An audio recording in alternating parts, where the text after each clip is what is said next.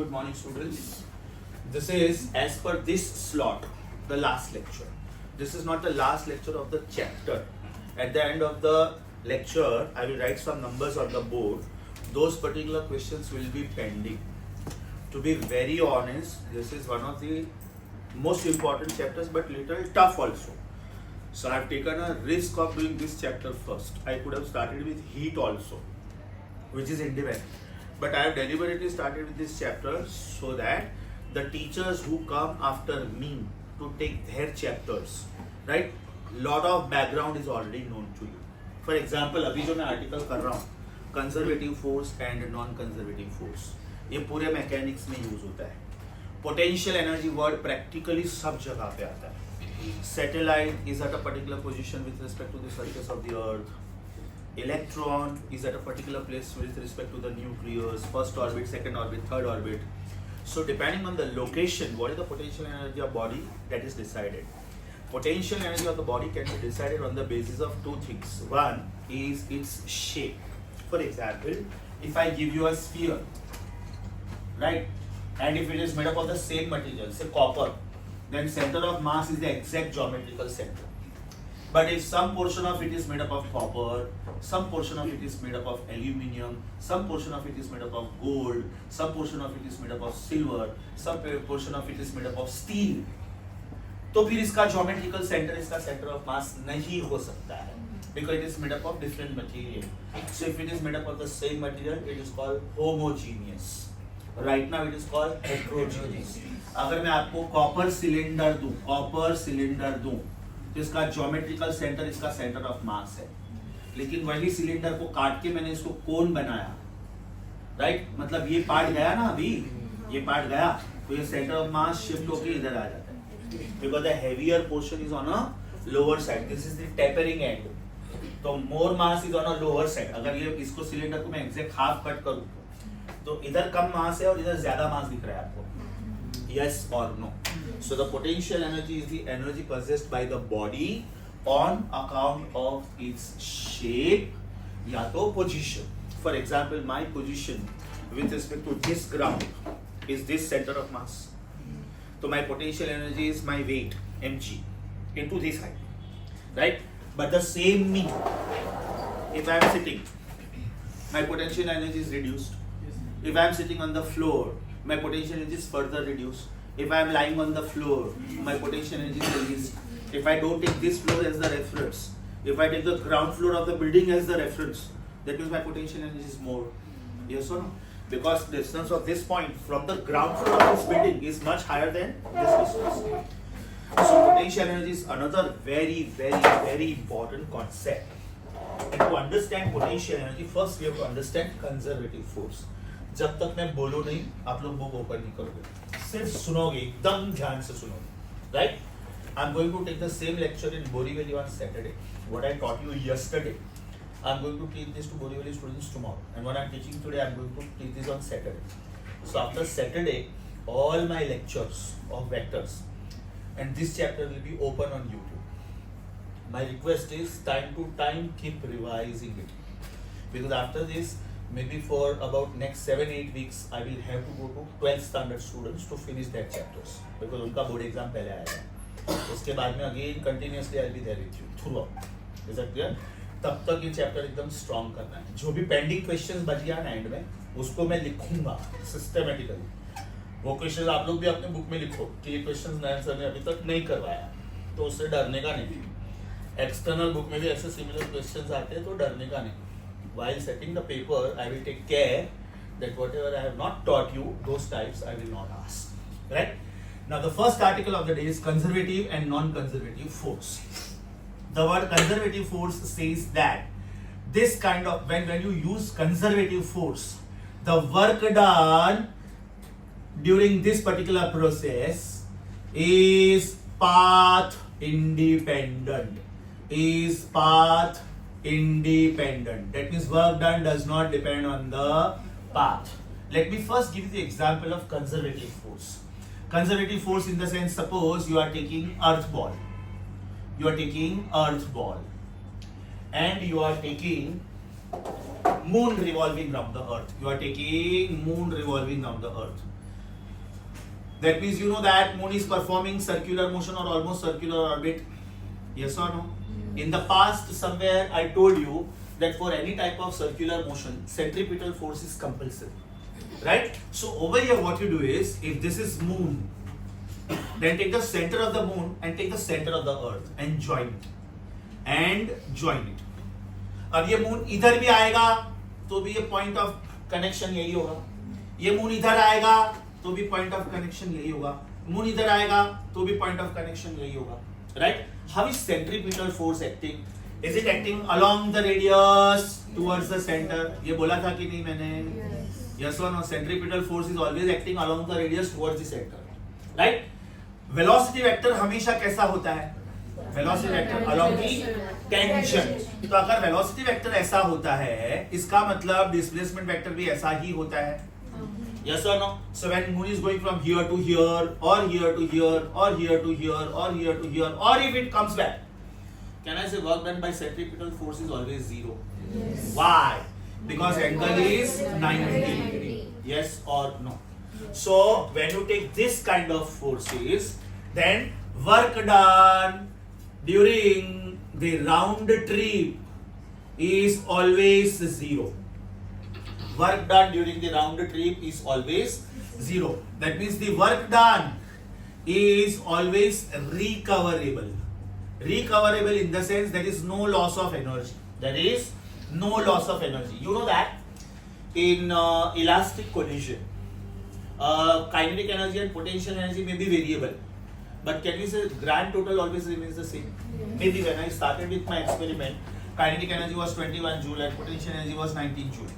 Total is 40 joule. Right? Now it is quite possible that kinetic energy becomes 15. No problem. Potential energy will become 25 so that the grand total is maintained.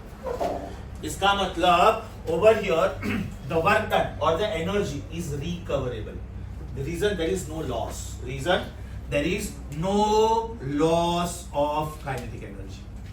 Right? इधर जो भी लिखा ना, इधर सब कुछ उल्टा लिखेगा. इधर जो भी लिखा, इधर सब कुछ उल्टा लिखेगा. तो here what is work done? Path independent.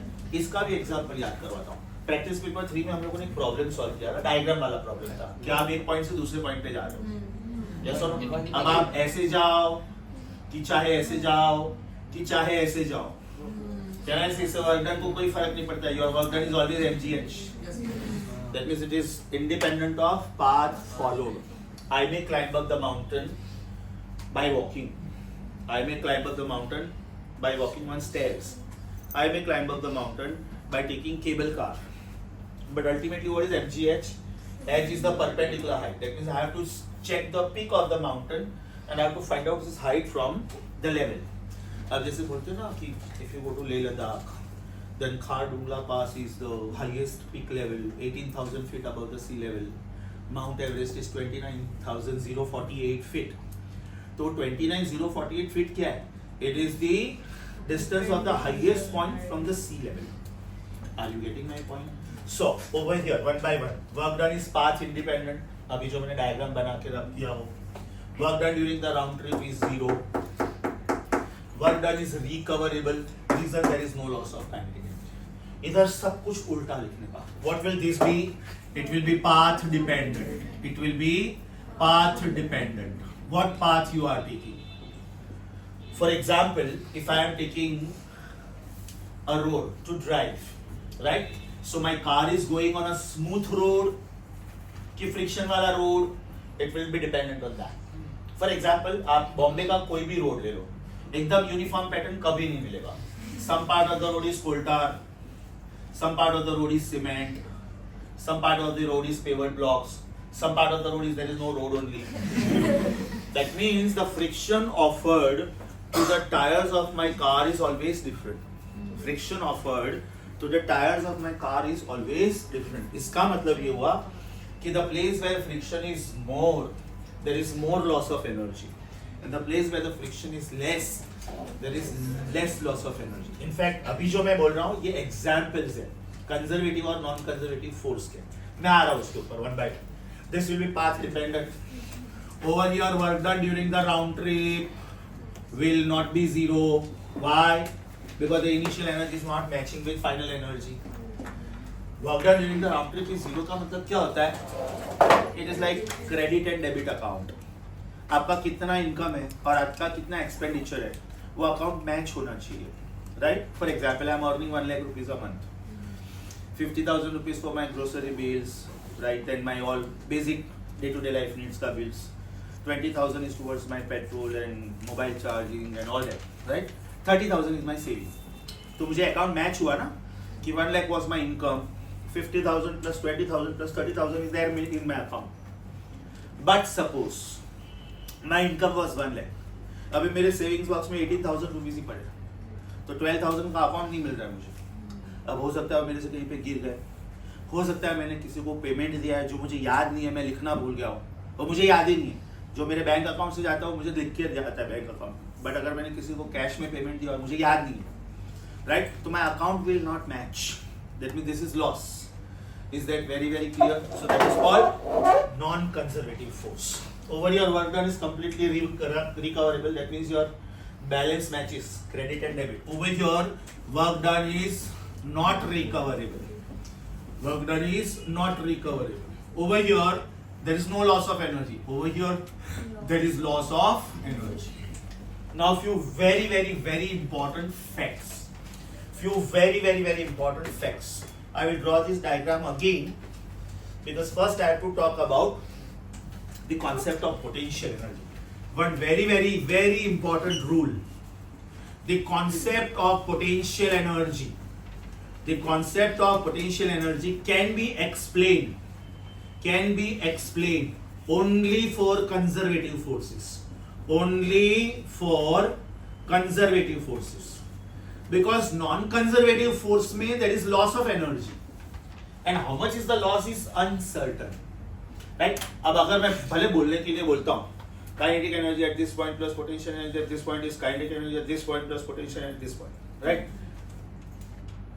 इधर साउंड प्रोड्यूस हुआ, भले आपको नहीं सुनाई दिया, but I am very close to this experiment, so I can hear that sound. इसमें आपको भी सुनाई देगा, yes or no? तो अभी कितना एनर्जी लॉस हुआ मुझे नहीं पता है. How much energy is lost in the form of sound, I don't know. In fact, when I solve the problems, I am ignoring it, which I should actually not. Right? I am saying kinetic energy at point A plus potential energy at point A is kinetic energy at point B plus potential energy at point B plus sound लिखना चाहिए ना मुझे. अच्छा, थोड़ा बहुत heat भी produce होता होगा, वो बहुत कम होता होगा, मुझे नहीं पता है कितना. Secondly, when it strikes the ground at एकदम microscopic level, the electrons here must be getting some energy. They must be getting excited. They must be going to higher orbits where they are not stable. They are going back to the lower orbits and they ooze out some energy. Now that energy is few electron volts. अब ये इतना कम energy होता है कि इसका accountability रखना मेरे लिए पॉसिबल ही नहीं. मैं बात कर रहा हूँ 10 जूल की, राइट? और जो एनर्जी लॉस हो रहा है वो हो रहा है 1 electron volt, which is 1.6 into 10 to minus 19. Don't you think 1.6 into 10 to minus 19 is very small amount of energy compared to 10 joule? तो एनर्जी लॉस है, मुझे भी मालूम है, लेकिन वो इतना कम है कि मैं उसको इग्नोर कर रहा हूँ.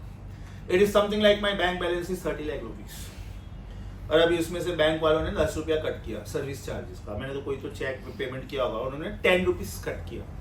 अभी मेरा बैंक बैलेंस 30 लाख से उसमें से 10 रुपीज गया तो मुझे क्या फर्क पड़ा. लेकिन अगर मेरा बैंक बैलेंस 100 रुपया है और उसमें से 10 रुपया गया, then it is a prominent loss because it is 10% of the amount which I had. 30 lakhs की कंपैरिजन में मैं 10 इग्नोर कर सकता हूँ, but 100 रुपीज की कंपैरिजन में मैं 10 इग्नोर नहीं कर सकता हूँ, right? So point number 1, the concept of potential energy can be understood or can be explained only when you are talking about conservative forces. If you are not talking about conservative forces, you cannot explain only concept of potential energy. So this is something very important.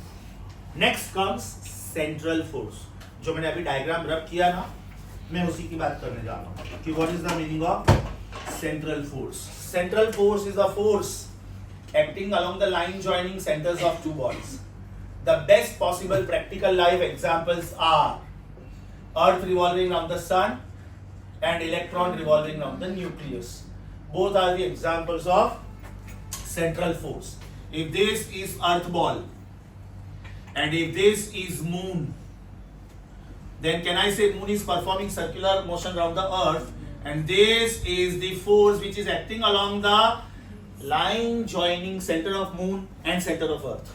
अभी moon घूम के इधर आया तो आपको force फिर ये line पे लेना है, इधर आया तो आपको फोर्स ये लाइन पे लेना है, इधर आया तो आपको फोर्स ये लाइन पे लेना है, right? So can we say the centripetal force is always acting along the radius towards the center like this, along the radius towards the center like this, along the radius towards the center like this, right? Can I say velocity vector is this way? If this is the velocity vector, that means this itself is the displacement vector also. Where are the linear vectors? We have done this in cross product. The linear vectors are always along the tangent. So what is the angle between force vector and displacement vector? 90, and therefore can I say work done is 0? Yes. Because work done is 0, that means this is the example of conservative force. So this concept is the concept of central force. Central force का मतलब होता है it is the force acting along the line joining centers of two bodies. It is the force acting along the line joining centers of two bodies. It may be Earth and Moon. It may be Sun and Earth. It may be Sun and some other planet. It may be Jupiter and Titan. Right? Anything. Another example is this is nucleus. Now you know that nucleus is always positively charged. Why? Because inside the nucleus the two basic particles are protons and neutrons. Neutrons are neutral in charge. Right? Protons are positive in charge. Electron is a very light particle. Right? Can we say mass wise electron is very less compared to the nucleus? So it is always the rule. Lighter particle revolves on the heavier particle. Lighter particle revolves on the heavier particle. So over here this is the centripetal force. Right? And this is central force. Mind you, centripetal force is not coming from outside anywhere.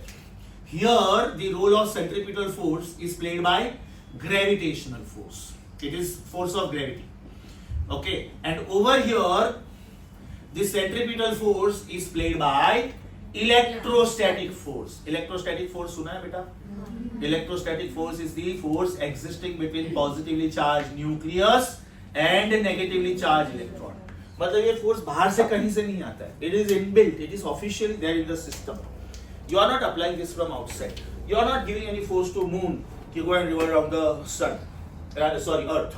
Right? If you are sick of the planet Earth and if you want to revolve around some other planet, I will give you more force. Go and change the planet.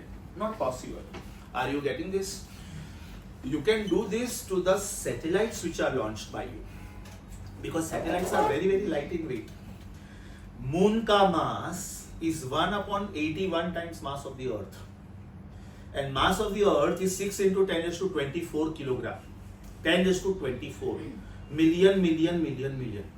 सामने moon का मास उसका 1/81 times है. Suppose मैं उसको 1/100 भी गिनता हूं तो भी वो मास 10 raised to 22 किलोग्राम है. That means moon is very heavy. तो मैं मून का ऑर्बिट चेंज नहीं कर सकता. मुझे बहुत ज्यादा एनर्जी सप्लाई करना पड़ेगा. लेकिन अगर एज ए साइंटिस्ट मैंने सपोज कोई सैटेलाइट लॉन्च किया है which is about 1000 kilogram, 2000 kilogram, 5000 kilogram, 10,000 kilogram. So 10,000 kilogram is nothing in comparison with mass of the Earth. So I can easily change the orbit of it. I can easily get it back to the Earth. I can easily get rid of the satellite also. If I feel that after 5 years the satellite is not working properly, or maybe the technology is advanced in this 5 years, then I have got two options. I can get the satellite back to the Earth, upgrade it with new technology, launch it back, which is very expensive. Second possibility is get rid of the satellite from there and launch a new satellite with latest technology. This is comparatively much cheaper. It is something like you have very old car, 50 years old. Now you are changing the entire technology of your car. You are changing the gears, you are changing the engine, you are changing every damn thing. Right? This is very expensive. Better sell the old car. Maybe you will get 5,000 rupees only because it is 50-year-old car and buy a new car. तो पहले वाले में शायद मेरा खर्चा 15 लाख हुआ, गाड़ी होते हुए भी 15 लाख हुआ. राइट? मैंने वो बेच दिया और मैंने नया गाड़ी खरीदा. 11 लाख में मेरा नया गाड़ी आ गया न्यू टेक्नोलॉजी के साथ. Automatic gears, floor gears, everything new, automation, full automation. Is that clear? तो upgrading the old technology is expensive compared to hiring a new technology straight away, right? So over here, this is the example of central force. This is the example of central force, right? Another example of central force is I am giving you a magnetic charge. I am giving you a magnetic charge. Suppose this is magnetic north pole and this is magnetic south pole. इसका मतलब मैं आपको दो magnets दे रहा हूं, दो. एक magnet मैंने आपको ये दिया और एक मैग्नेट मैंने आपको ये दिया, राइट? ये जो डॉट वाला पार्ट है वो नॉर्थ है, दूसरा वाला साउथ है. ये डॉट वाला पार्ट है नॉर्थ है, दूसरा वाला साउथ है. कैन आई से north south attraction? North south attraction, right? Is this the line joining centres of two magnets? अब इसमें ऐसा नहीं कि एक मैग्नेट दूसरे मैग्नेट के आजू बाजू में घूम रहा है, no. Still this is called central force. Why? What is the definition of central force? It is the force acting along the line joining centres of two bodies. Are the magnets attracting each other? Yes और no? अब यहां पे fundamental क्या है, ध्यान से सुनो. If I talk about gravitational force, then gravitational force between two bodies is always directly proportional to the product of the masses and inversely proportional to the square of the distance between them. सुना है बेटा आप लोगों ने ये? I repeat, gravitational force between any two masses in the universe. They may be huge masses, they may be moderate masses, they may be very small masses. You may take sun and earth, you may take you and me, we are moderate mass wise. You may take electron and nucleus, whatever you take. The force is directly proportional to the product of the masses and inversely proportional to the square of the distance between them. That is why it is also called inverse square law. It is also called inverse square law. अगर आप electrostatics की बात करते हो तो फिर ये force ऐसे लिखा जाता है, F is proportional to Q1 Q2 upon R square. This law is for masses and this law is for electric charges. अगर ये मैग्नेटिक चार्जेस है ना तो इधर वापस M1 M2 लिखा जाता है. Please be very careful. Here M1 and M2 means masses. Here Q1 and Q2 means electric charges. अगर मैं इधर M1 and M2 लिखता तो नॉर्थ पोल को सपोज मैंने M1 बोला और साउथ पोल को M2 बोला, तो यहां पे M1 और M2 का मतलब मासेस नहीं है. यहां पे M1 और M2 का मतलब मैग्नेटिक चार्जेस है. The law remains the same. Force is directly proportional to the product of the masses, inversely proportional to the square of the distance between. Force is directly proportional to the product of electric charges, inversely proportional to the square of the distance between. इसके लिए लिखता तो क्या लिखूंगा मैं? Force is directly proportional to the product of the magnetic charges, inversely proportional to the square of the distance. So if I write this further, this force is given by G M1 M2 upon R square. Where what is G? Universal gravitational constant. It is called universal because everywhere in the universe this value is 6.67 into 10 raised to minus 11. I am not talking about Earth. I am talking about anywhere, everywhere in the universe.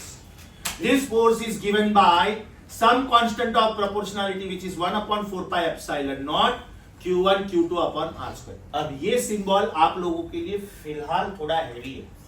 इसलिए heavy है क्योंकि आप लोगों ने अभी तक electrostatics chapter शुरू नहीं किया, तो no problem. For the time being you can adopt a simple constant of proportionality से K. खाली ये लॉ का हार्ट क्या है? The force is directly proportional to the product of the charges and inversely proportional to the square of the distance. अब ये भी central force हुआ, ये भी सेंट्रल फोर्स हुआ, ये भी सेंट्रल फोर्स हुआ. All the central forces, all the central forces, all the central forces are always conservative, are always conservative. But all conservative forces need not be central, but converse may not be true.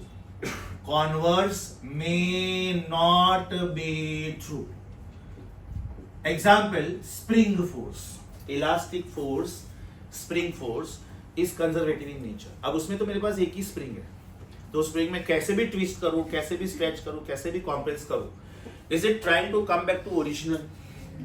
Is it trying to come back to original? मतलब ये conservative force है but central नहीं. So all the central forces are conservative, all the central forces are conservative, but all the conservative forces need not be central. So this is another very important theoretical question. This is very important theoretical question. Very important theoretical question. Every point of this can be treated as a theoretical question. अब तक मैंने जो बोला सब समझा? Super duper sure. Right? Now from this we start getting the mathematical formula. एकदम ध्यान से सुनो. पहले तो इसके एग्जाम्पल्स क्या है, कंजर्वेटिव फोर्सेस के एग्जाम्पल्स क्या है और नॉन कंजर्वेटिव फोर्सेस के एग्जाम्पल्स क्या है. Conservative force, gravitational force is conservative force, electrostatic force is conservative force, electrostatic force is conservative force, magnetic force between two poles, north pole and south pole, is conservative. Non conservative में कौन कौन आता है? जिसमें loss होता है, loss. Frictional force is non conservative, viscous force is non conservative. Viscous force मालूम है बेटा? Frictional force is the force offered to the body by a solid medium. अगर मैं कार ड्राइव कर रहा हूं तो मेरे कार के टायर को रोड फ्रिक्शन ऑफर करता है. Road is solid, car tyre also is solid, right? But if I drop this body in a lake, तो पहले इसको एयर ने फोर्स ऑफर किया, एयर ने. Air is a gaseous medium. उसके बाद में पानी ने भी इसको फोर्स ऑफर किया. एयर ने बहुत ही कम फोर्स ऑफर किया क्योंकि एयर का डेंसिटी है सिर्फ 1.29 किलोग्राम पर मीटर क्यूब, वाटर का डेंसिटी है 1000 किलोग्राम पर मीटर क्यूब. तो अगर ये बॉडी वैक्यूम में से फॉल हो रहा था, वैक्यूम में से, no friction offered, no viscous force offered, फिर ये एयर में एंटर हुआ और फिर ये वाटर में एंटर हुआ. Imagine this is earth ball. Outside the earth up to 400 kilometre there is atmosphere. उसके बाद में there is vacuum, right? 400 kilometre तक देयर इज एटमॉस्फेयर, राइट? अब यहां पे मैंने एक स्पेसशिप लॉन्च करके रखा है 36,000 किलोमीटर पे, और इसको बोलते हैं जियो स्टेशनरी सैटेलाइट, जियो स्टेशनरी. अब जब मैं इसको वापिस अर्थ पे बुला रहा हूं, वापिस अर्थ पे, और ये पानी में गिरने वाला है, पानी में ये स्पेसशिप, तो जब तक ये एटमॉस्फेयर में एंटर नहीं होता है इसको विस्कस फोर्स फील नहीं होता है, because vacuum means no particles, no medium, no air, nothing. तो इसका स्पीड एकदम जबरदस्त रहता है. जब ये एटमॉस्फेयर में आया ना, इसका स्पीड कम होना शुरू होता है, और कम करना भी चाहिए. Otherwise because of surrounding air friction it may catch fire. और बाद में इसको पानी में गिरना होता है, तो जैसे ये पानी में गिरा, पानी का डेंसिटी और भी ज्यादा है. So the resistive force offered to the movement of the body by fluid is called viscous force. Fluid का मतलब होता है the substance which can flow. तो liquid also comes under this category and gas also comes under this category, right? So when I am driving the car, the force offered by the road to the tire of my car is frictional force. But the force offered by the surrounding air to my car is viscous force. Plane को भी बेटा viscous force feel होता है. तो जब plane land होना होता है ना, तो उसके विंग टिप्स देखो ऐसे ओपन होते हैं, so that the speed is suppressed like anything, the speed is reduced like anything. Otherwise पूरा का पूरा लोड मशीन पे आता है, और पूरा का पूरा लोड ब्रेक्स पे आता है, हाइड्रोलिक ब्रेक्स पे, and it may fail also. So first the plane has to be slowed down before landing by opening the wing tips, right? And thereafter it is further slowed down by applying the brakes. Is that very clear? Viscous force is an example of non-conservative force because there is a loss of energy. Frictional force is that. Most important is magnetic force also. Oh my God! Magnetic force दोनों category में आता है, क्योंकि magnetic force दो type के होते हैं. If I am giving you a current carrying wire, आप लोगों ने स्कूल में पढ़ा है, current carrying wire is having a magnetic field around. तो जब आप करंट कैरिंग वायर की बात करते हो, उसकी वजह से जो मैग्नेटिक फील्ड है, इसमें there is loss due to heat. It is lost in the form of heat, right? Lost in the form of heat. Yes or no? आप जब बेटा मोबाइल फोन चार्जिंग पे रखते हो, आप अपने चार्जर को टच करो, वो गर्म होगा. Yes or no? Because there is a current flowing. Inside the charger there is an inductor, then there is a capacitor in the fan. So all these devices, they don't store the energy completely as electrical energy. Some energy is lost in the form of heat. So please remember, magnetic force is coming under both the categories. If you are thinking about north pole of one magnet and north pole of another magnet, या तो north pole of one magnet and south pole of another magnet, then this magnetic force is conserving. But if you think about current carrying wire, according to right hand thumb rule, my thumb indicates direction of current and my curled fingers indicate direction of magnetic field.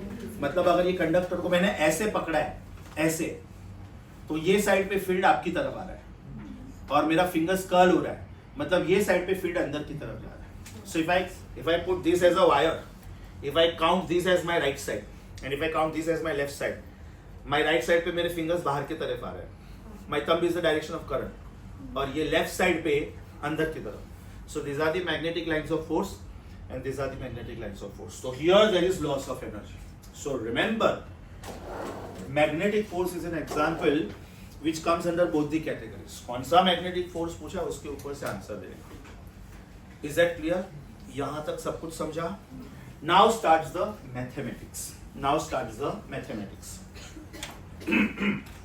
Do you agree with me? In the past we have done this. Small amount of work is force into small amount of displacement. Yes or no? Elastic force is an example of conservative force. Elastic force is an example of conservative force. अभी elastic behavior कैसा होता है याद करो. If I want to compress the spring wants to expand. And if I want to expand the spring wants to compress. So if I am compressing the spring, that means the displacement is inwards. The elastic force is acting outwards. My fingers literally feel that somebody is trying to push my fingers away, right? And if I expand the spring, if I stretch a rubber band, I have that feeling that somebody is trying to get my fingers close. So what is the angle between force and displacement now? 180 degree. Very good. What is the angle between force and displacement? 180. Right? So can I write this as FDR also? Displacement लिखने के 5 तरीके हैं. आप R लिख सकते हो, आप X लिख सकते हो, आप Y लिख सकते हो, आप Z लिख सकते हो और आप S लिख सकते हो. Reason सुनो. In the past, have we not done R vector is X times I plus Y times J plus Z times K? Right? Remember, these are 7 answers. Only X, only Y, only Z, X and Y, Y and Z, X and Z, X, Y, Z. ये सबका meaning displacement होता है. Displacement along X axis, displacement along Y axis, displacement along Z axis.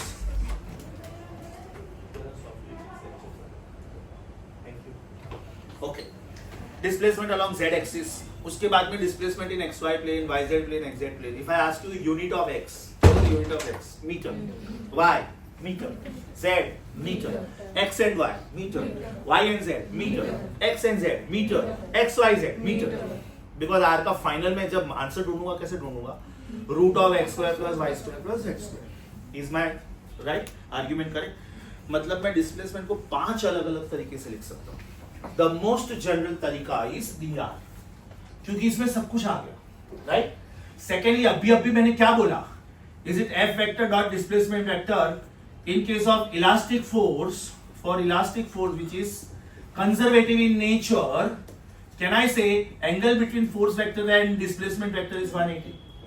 इसका मतलब what is work done? इसका मतलब what is work done? Is it F into dr into cos of 180? And therefore dw is equal to F into dr with minus sign. ऐसा नहीं है बेटा कि ये इक्वेशन आप पहली बार सुन रहे हो. पास्ट में भी सुना है ये equation. Very very popular equation in physics which is going to be used in chemistry also. You are going to use this in thermodynamics in chemistry. Now can I say the work so done? When I compress the spring or when I expand the spring, I don't want to move the spring. I want to deform the spring. मतलब मैं atoms की positions change कर रहा हूँ. Atoms इधर थे, मैं उनको नजदीक लाने की ट्राई कर रहा हूँ या तो उनको दूर लेके जाने की ट्राई कर रहा हूँ. I am not throwing the spring, I am compressing the spring. So this is kinetic energy की potential energy. Exactly. So the work so done is stored as potential energy. Is stored as potential energy. And potential energy का symbol is U also. Past में मैंने बोला था kinetic energy plus potential energy is total energy. Can also be written as kinetic energy plus potential energy is equal to total energy. याद आया? मतलब इधर मैं EP भी लिख सकता हूँ और इधर मैं U भी लिख सकता हूँ. U is more popular because it is commonly applied in physics and chemistry. So this is DU, this is minus FDR. And therefore we get very very popular equation F is minus DU by DR. My concern is इसको बेटा mathematically कैसे read करोगे? How will you read this mathematically? Force is negative derivative of potential energy with respect to this distance. What is it? Force is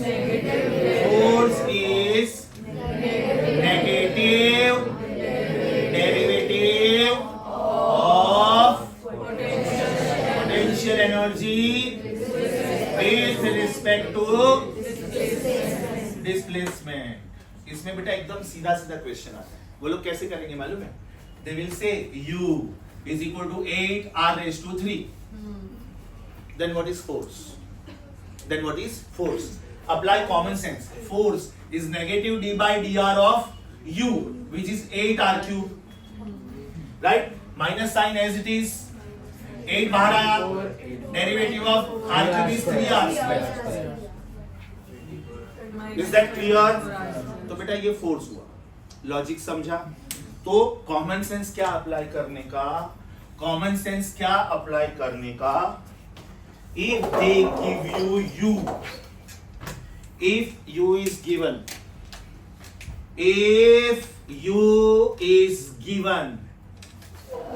then F is expected. Easy? Students का सबसे important concern क्या होता है कि sir when to use derivative and when to use integration. अगर मैंने U दिया और F पूछा, मतलब आप लोगों को डेरिवेटिव लेना है. अब अगर मैंने F दिया और U पूछा तो एग्जैक्टली कैसे ये इक्वेशन में रीराइट करता हूं. हाँ ध्यान से देखो, ये इक्वेशन में वापस लिखता हूं. Can I right du as minus FDR? So can I say U is FDR minus sign integration? Yes or no? और मान लो आपको प्रॉपर डॉट प्रोडक्ट लेना है तो ये भी ले सकते हो, योर चॉइस. तो ये कब यूज करने का? When F is given and when U is expected. तो when to use derivative and when to use integration समझा? आप जब नोट्स पढ़ोगे ना, उधर सिर्फ इक्वेशन दिया होगा, उधर ये नहीं दिया होगा when to use what. तो ये फिर लिख लेने का उधर.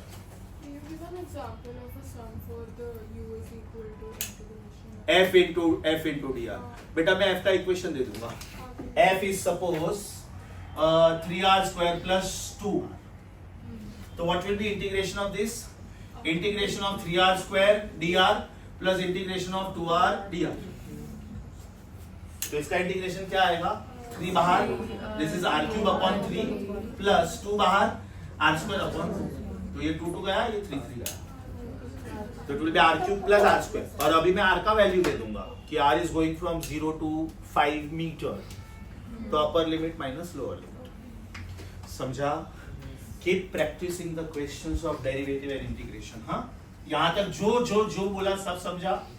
तो ये एक नया इक्वेशन आया, very very very prominent equation, absolutely of immense help through out your syllabus. ये वाला बहुत सारे चैप्टर्स में आएगा.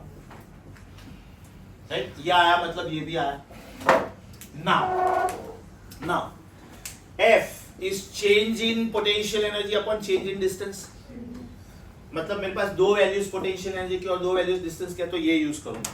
लेकिन मेरे पास अगर एक ही वैल्यू है तो can I say F is minus U by R, बराबर। Therefore can I say U is minus FR and therefore can I say U, अगर मैं ग्रेविटेशनल पोटेंशियल एनर्जी की बात कर रहा हूं then it is minus G M1 M2 upon R square times R। तो एक R कट हुआ, इसका मतलब पोटेंशियल एनर्जी का फॉर्मेट आया।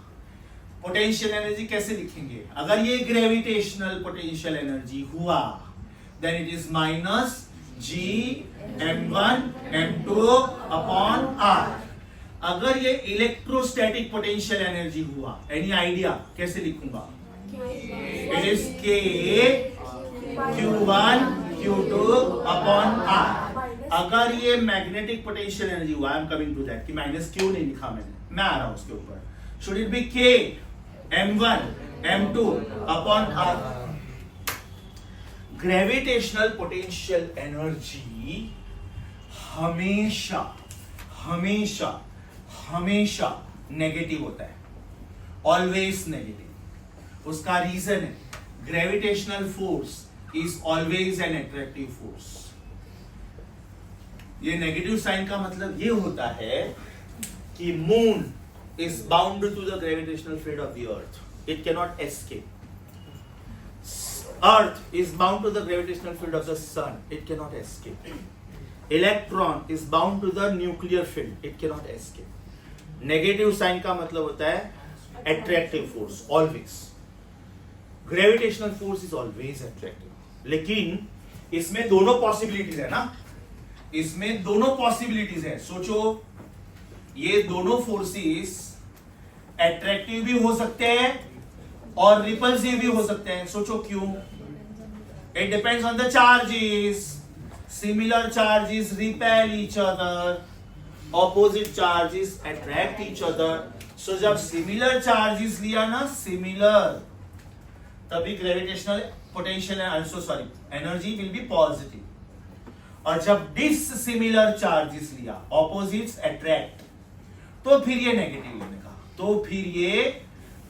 लेने का, so please remember this restriction is only for gravitational potential energy. Gravitational potential energy is always negative because gravitational force is always attractive. Between two electric charges if the force is attractive तो negative sign डालेगा, if the force is repulsive तो positive sign. Is that clear? If the force is attractive, negative. If the force is repulsive, positive. Yes or no? So एकदम ध्यान से, अगर मैं force का equation लिखता हूं तो फोर्स का रिलेशन डिस्टेंस के साथ क्या है? डिस्टेंस के साथ inversely proportional to square of the distance. लेकिन जब मैं पोटेंशियल एनर्जी का रिलेशन लिखता हूं डिस्टेंस के साथ, it is inversely proportional to distance. Inversely proportional to and when something is inversely proportional to something, what is the nature of the graph? I am so proud of you. Very good. What is the nature of the graph? The graph is hyperbola. So if I try to understand potential energy graphically, this is graph of potential energy with respect to distance. इसमें दो graphs आते हैं, ध्यान से देखो। ये एक hyperbola हो सकता है और ये भी एक हाइपरबोला हो सकता है। Any idea? सोच के बोलना बेटा।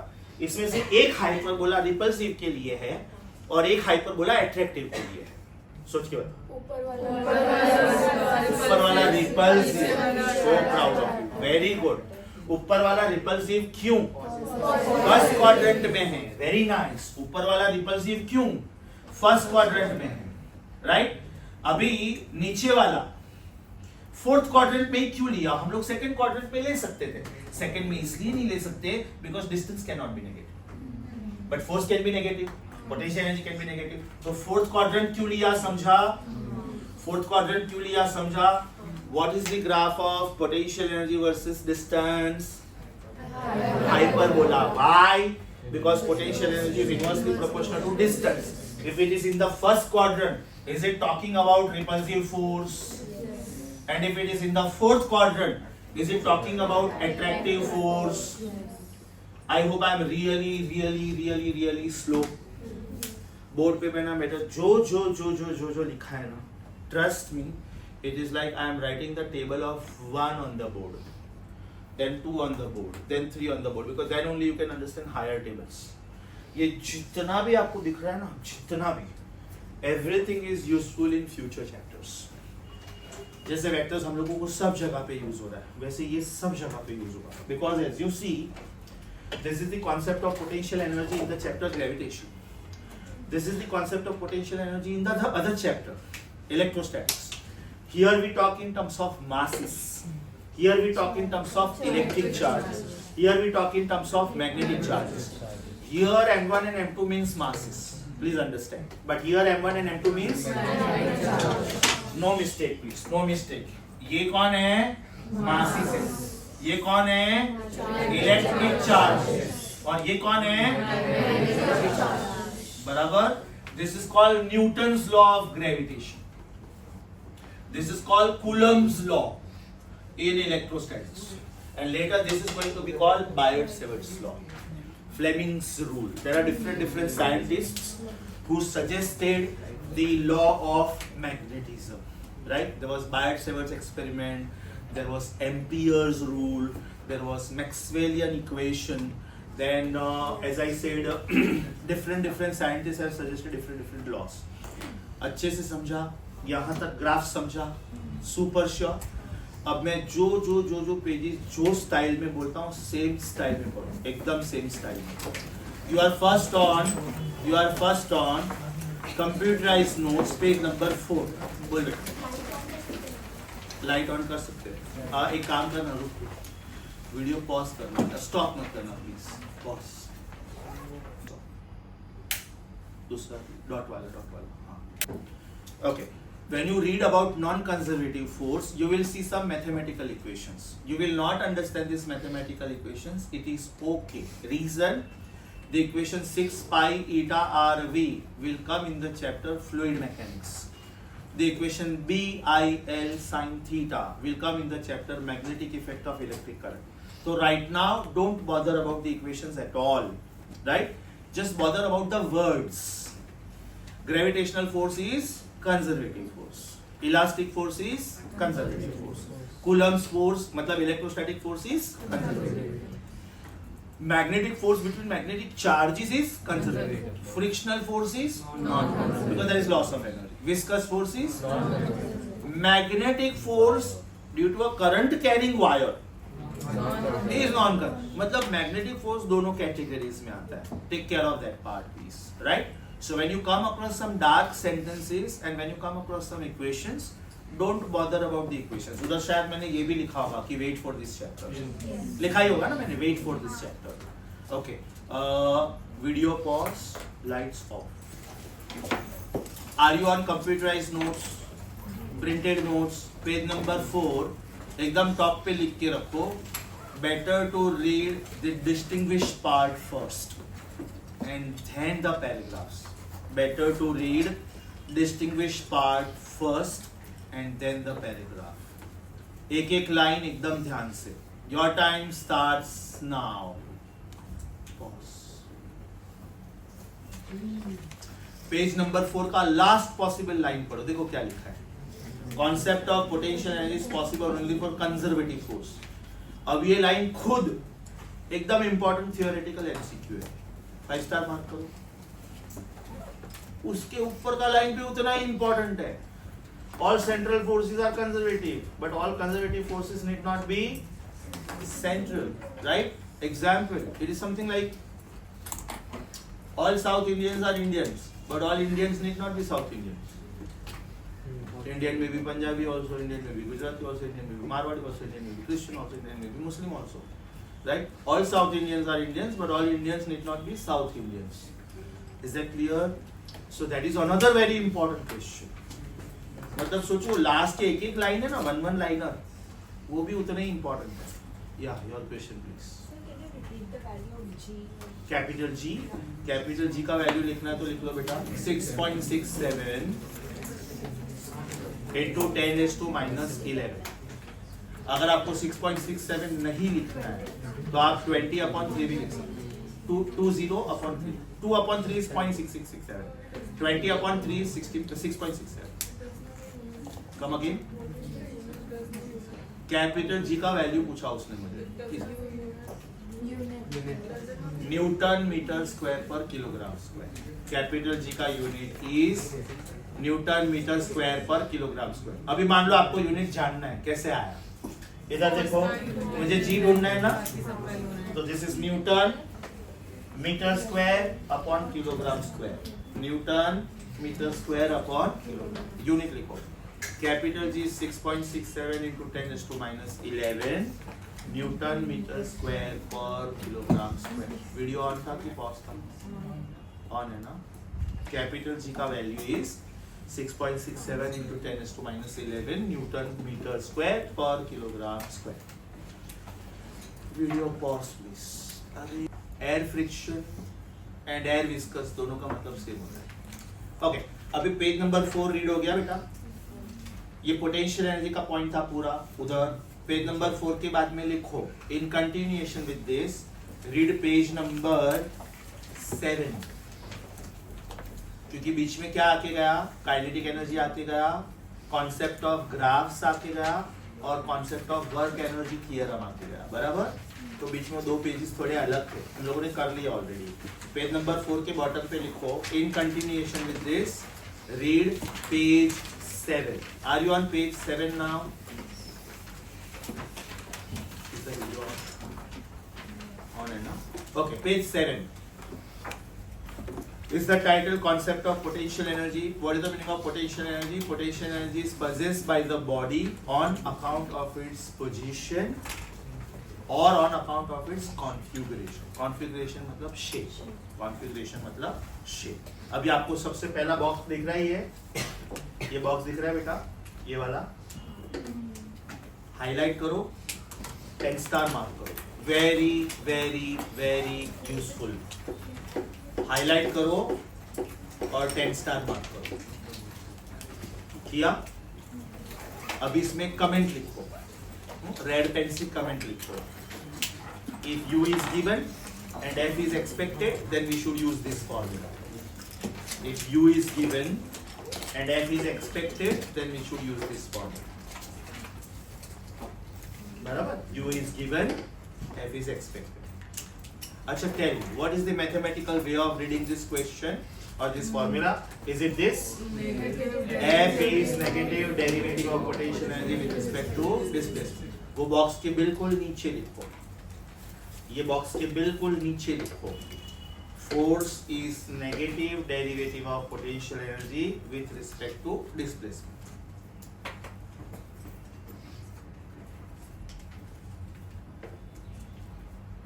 लिखा?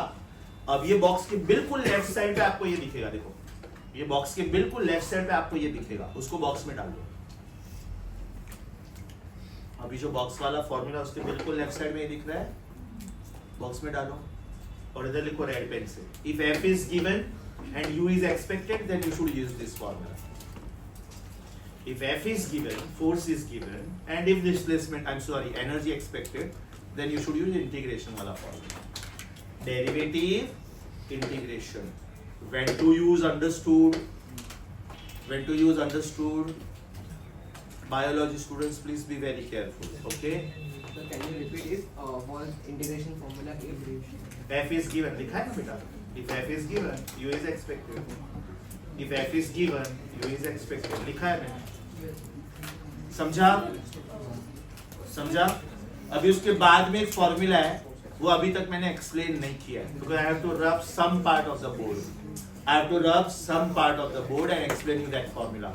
That formula will be of immense use when Satyen sir starts with the chapter electrostatics, and that formula is called formula of partial derivative. ये मैंने अभी तक सिखाया नहीं. I need to rub some part of the board. खाली काम करो, खाली टेम्परेरी उसको बॉक्स में डाल दो. Do you see one formula F vector is equal to negative, बाद में एक स्क्वायर ब्रैकेट दिख रहा है, du by dx I plus du by dy j plus du by dz k.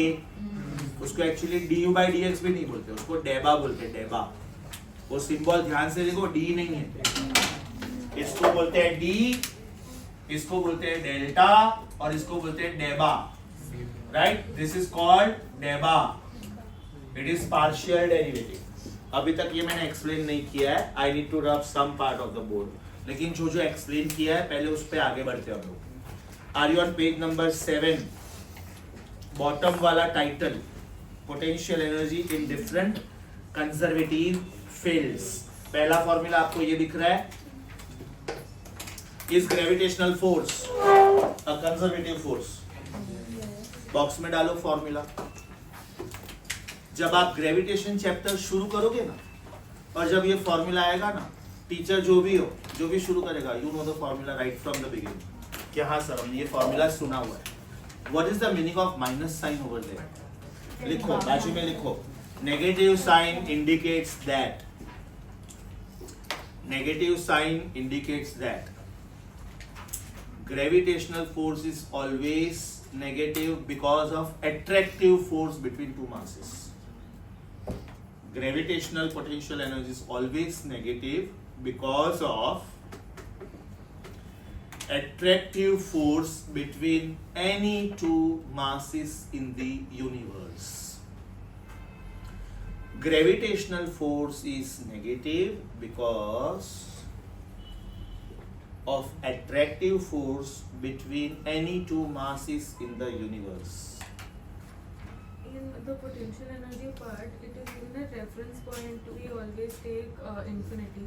So how do we do that? इसका मतलब ये हुआ बेटा कि या तो आप सैटेलाइट को ऑर्बिट में से इंफिनिटी पे भगा रहे हो, या तो इंफिनिटी से ऑर्बिट पे ला रहे हो. Apply common sense. तूने आर को इंफिनिटी रखा, तो तेरा पोटेंशियल एनर्जी का आंसर क्या है? Zero. Zero. Something upon zero is infinity, so something upon infinity is zero. उसके बाद में जैसे जैसे हम लोग ग्रेविटेशनल फील्ड में आते हैं, तो वो अट्रैक्टिव फोर्स बढ़ते जाएगा, मतलब वो नेगेटिव होगा. नेगेटिव साइन का मतलब होता है, और एक मीनिंग लिखवा रहा हूं, नेगेटिव साइन का मतलब होता है moon is always bound to the planet, या तो planet is always bound to the star.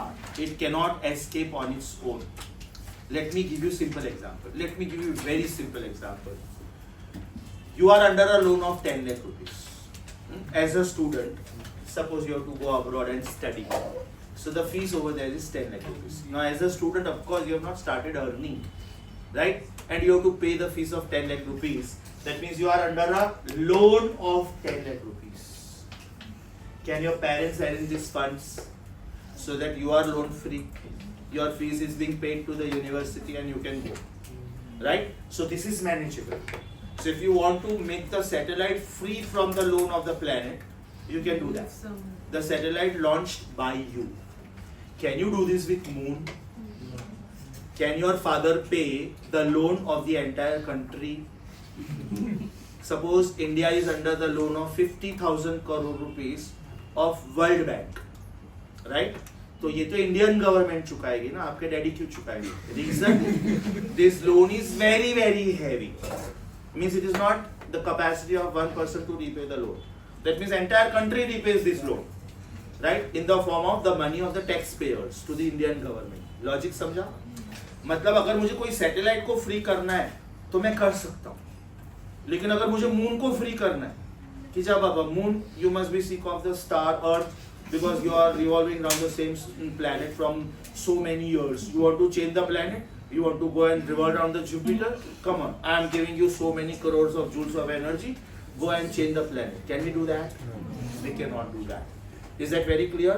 So the least possible potential energy should be what? I mean the most possible potential energy, zero. उससे ज्यादा हो गया तो satellite भाग गया. अगर आपके ऊपर 10 लाख का लोन है और मैंने आपको 10 लाख रुपया दिया, are you happy because your loan is repaid? मैं 11 लाख दूंगा तो you are more happy, 1 lakh रुपया एक्स्ट्रा है. मैं अगर 15 लाख दूंगा तो you are more happy, 5 lakh रुपया एक्स्ट्रा है. तो जब मैंने सैटेलाइट को लोन फ्री किया, मतलब उसके ऊपर जितना लोन था उतना मैंने दिया उसको, उसके अलावा जितना एक्स्ट्रा दिया ना, that the satellite will use as kinetic energy to go faster in the universe.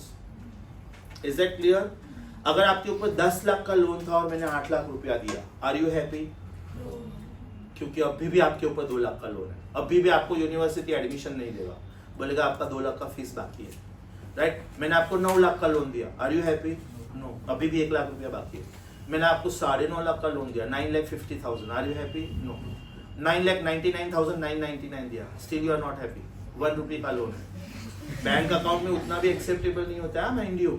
अगर आपने आपके फ्लैट पे लोन लिया है और आपके बैंक अकाउंट में सपोज 25 लाख का लोन दिख रहा है, you have paid 24,99,999, then also the bank will not pay back your or give back your document.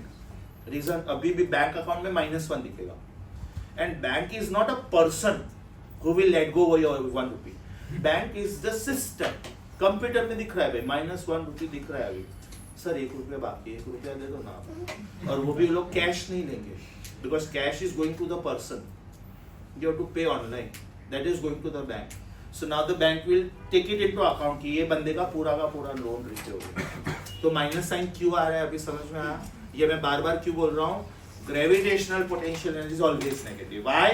Satellite is bound to the planet, planet is bound to the star is bound to the galaxy. Logic समझा? So this force is always negative.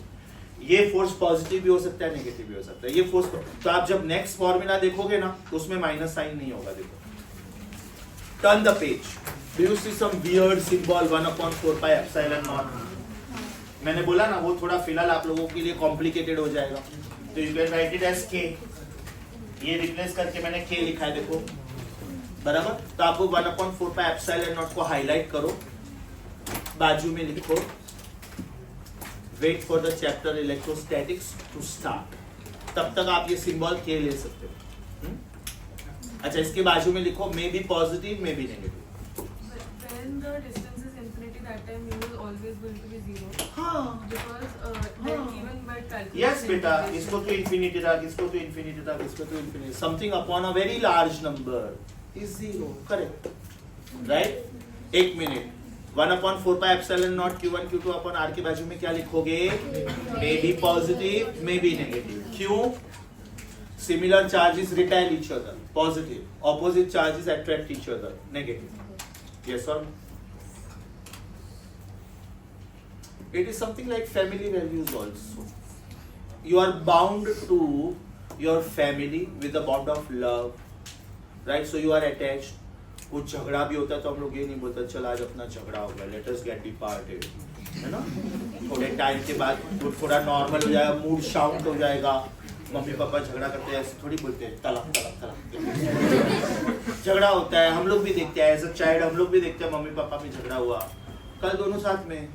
हाँ, अंदर घर में भाई बहन झगड़ा करते हैं, मम्मी पापा बीच में आते ही नहीं, मालूम है साला अभी झगड़ा करे बाद में दोनों साथ में, है ना? तो mummy will not side you और यू नो योर सिबलिंग. करो झगड़ा, it's okay, that is part of family. Is that clear? झगड़ा बर्दाश्त के बाहर हो गया तो एक पॉइंट पे आते हैं हम लोग कि यार अभी साथ में नहीं रह सकते हम लोग, तो एक काम करते हैं यार, let us gracefully get departed, let us get divorce. That means bond between you and me is gone now, right? Our affection is 0. तू तेरे रास्ते में मेरे रास्ते, रिपल्सिव फोर्स.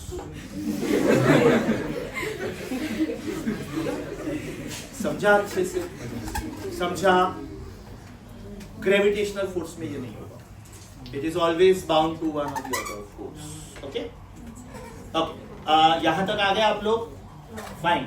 अभी पेज नंबर 6 पे जाओ, hand written notes. Page number 6 पे जाओ, हैंड रिटन नोट्स. उसका राइट साइड टॉप बाकी था. हैंड रिटन, कंप्यूटराइज नहीं. नचिकेत, कैसा है तू? Are you all right? God bless you. Page number 6, hand written notes, right side top. Do you see this formula?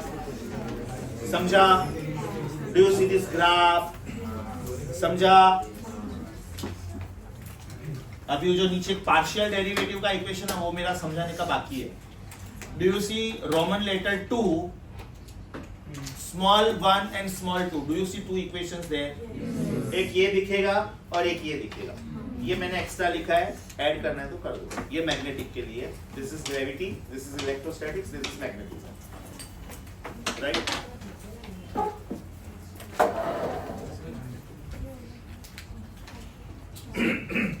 Sir, if you are allowed to click a picture of this. अरे why not? मेरी भी picture. You want me to share this picture with you? Yes.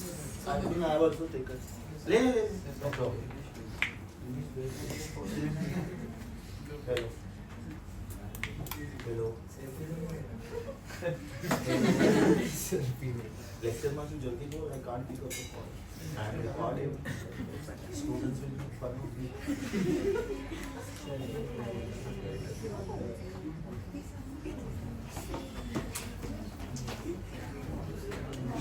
Okay, done. Next part.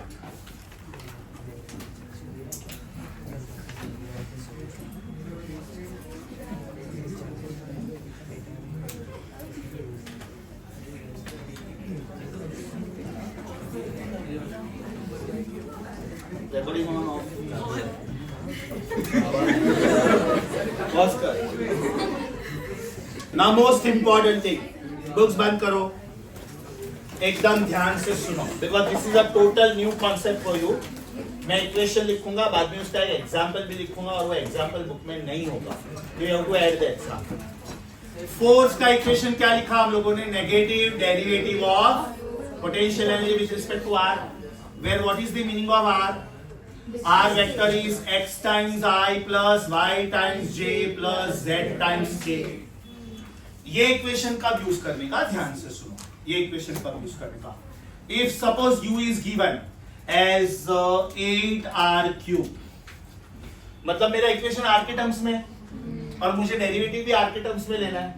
Then can I say force is negative d by dr of 8r cube.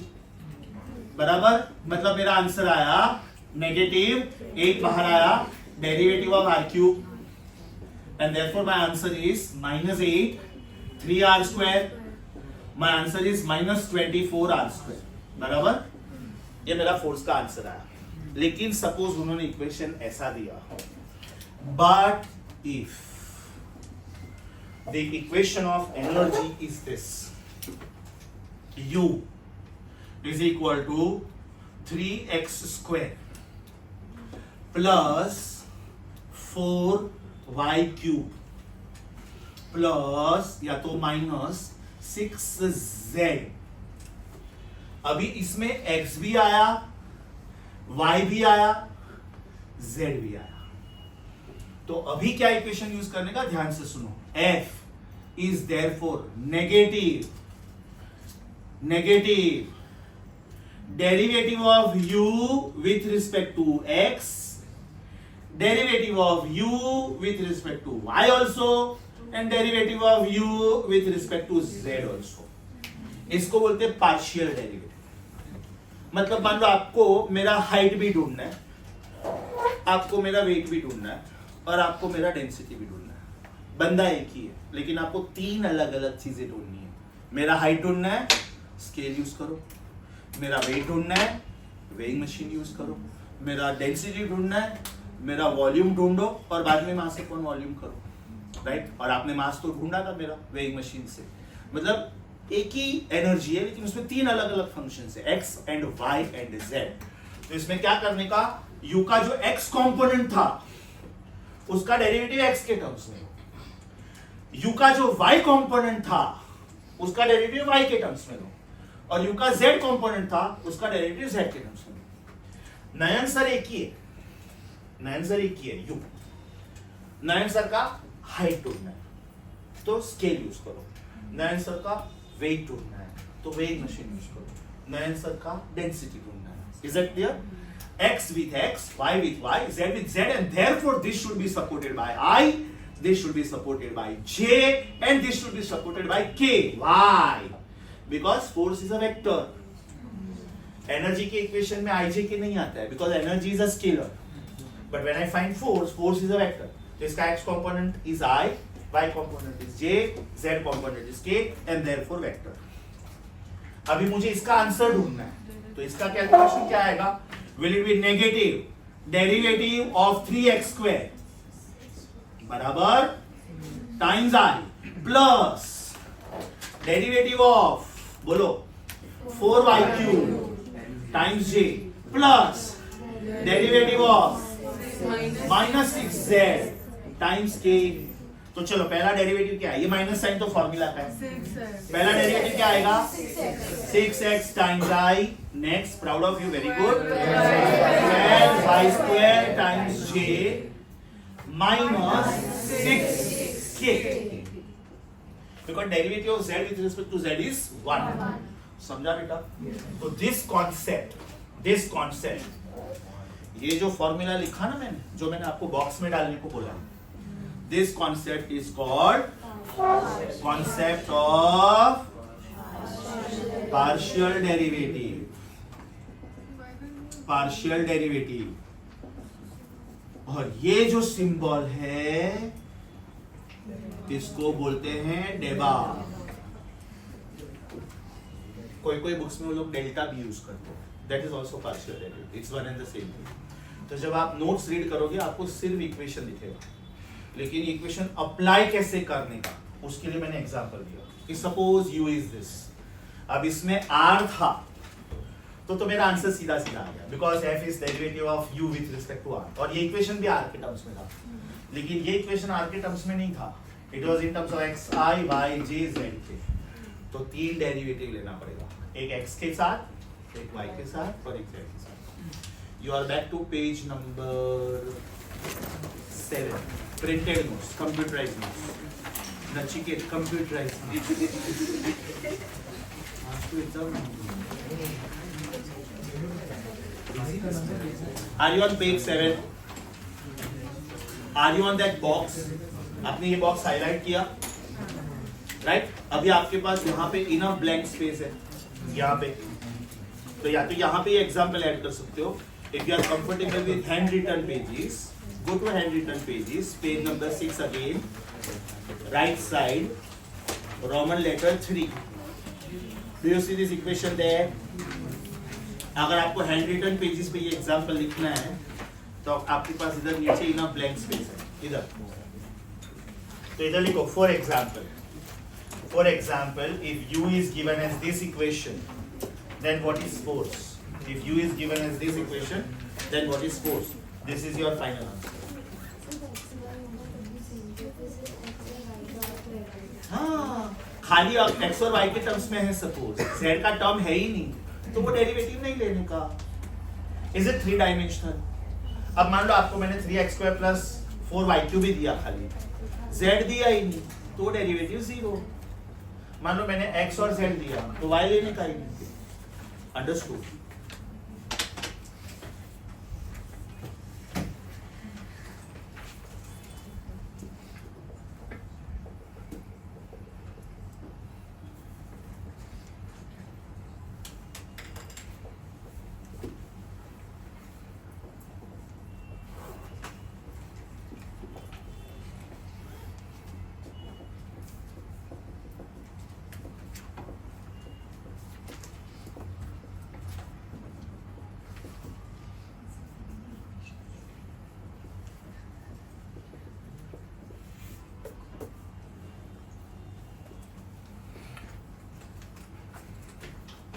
Problem copy हो जाए तो बोलो.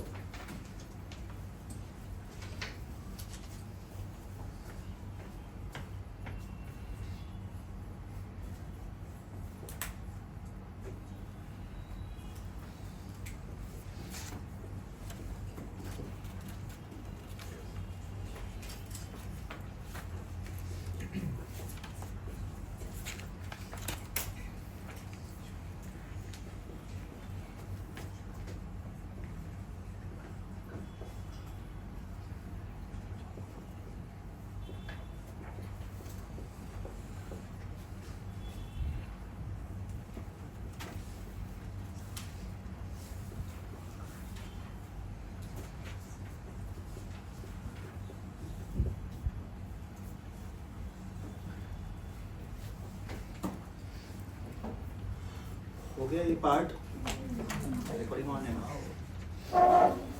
हो गया ये part.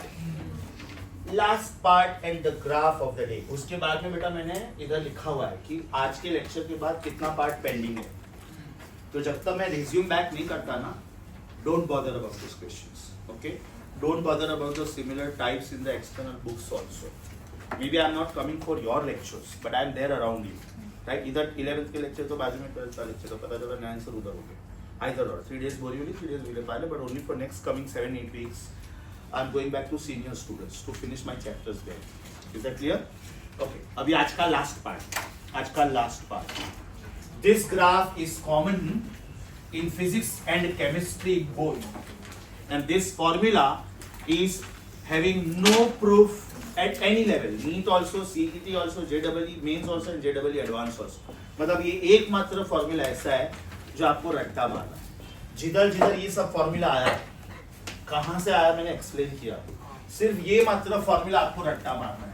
U, which is potential energy, this is called inter atomic या तो inter molecular potential energy।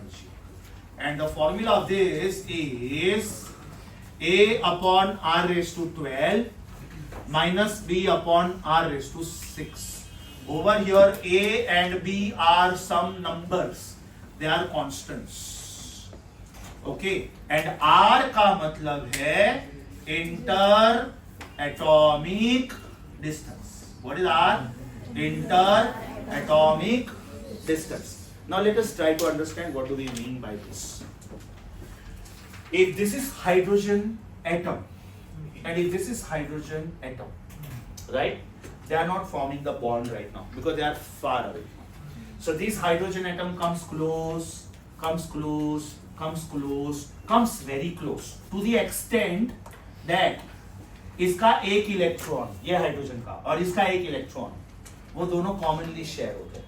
That means a bond is formed, and this is called bond length. This is called bond length in the language of chemistry. In the language of physics, it is called interatomic distance.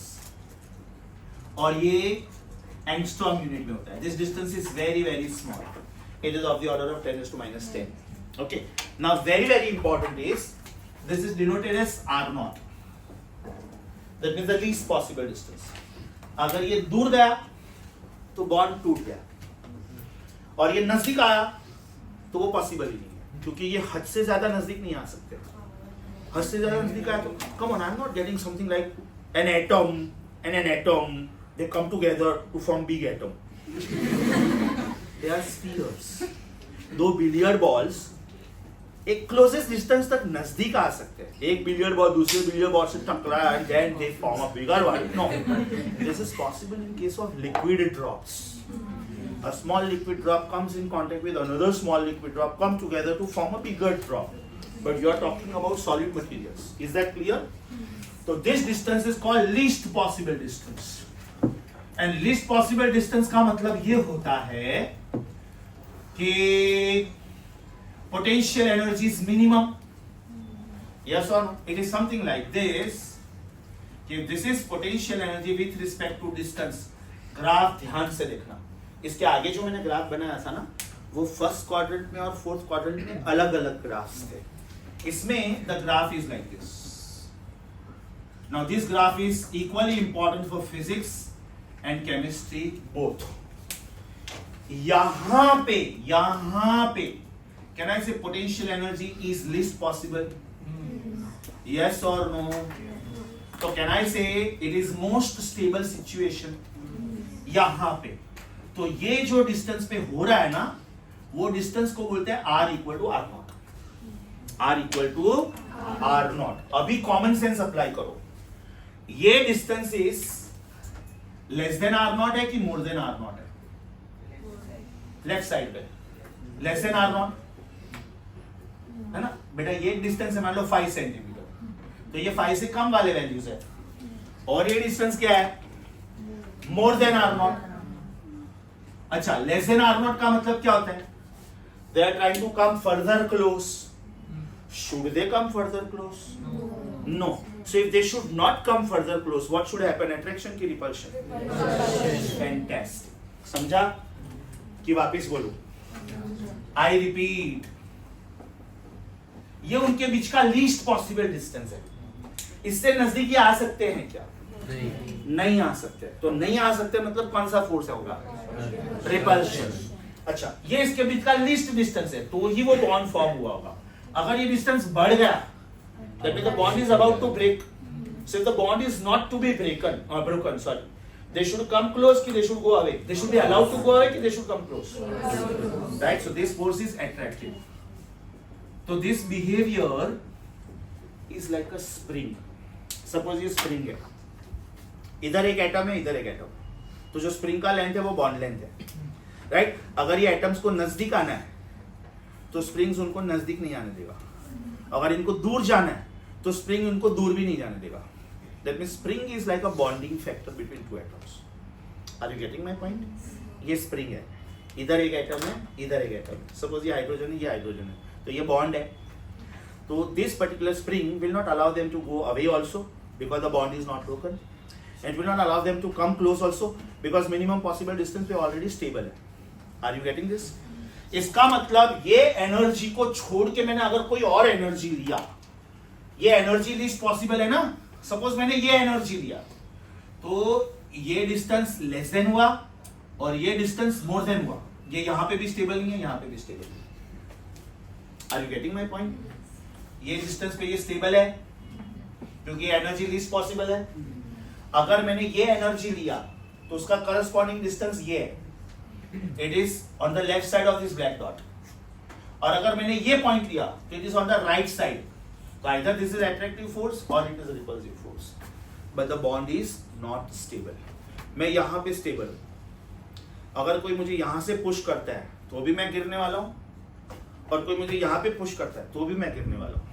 Right? मतलब ये point के right side पे भी bond stability खो देता है और left side पे भी. Have you understood this? Super sure. Very important graph for physics and chemistry both. You are on page number 6, Roman letter 4. उसके बाजू में जो फॉर्मूला ना, u is a upon r⁻12 minus b upon r⁻6, लिखो. Formula to be remembered, formula to be remembered, proof not in syllabus. ये वाला formula, ये formula to be remembered, proof not in syllabus. बाद में आपको जो graph दिख रहा है वो ग्राफ के लिए लिखो equally important for physics and chemistry both.